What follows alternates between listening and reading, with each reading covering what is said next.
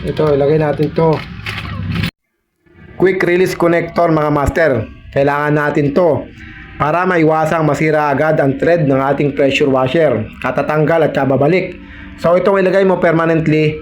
Ayan, quick release. Napakadaling setup ng ating hose sa mga ganitong klaseng pressure washer. Dito natin ilalagay. Para yung ating hose, kahit hilahin natin, may ikot-ikot. Ikot-ikot siya. Para hindi magpulupot. Ito. Yan. Pag malayo yan, susunod yan kasi may ikot din doon. May ikot sa sakit, may ikot doon. Pag masama, may ikot. Diba? Hindi magpupulupot. So, nasa yellow basket.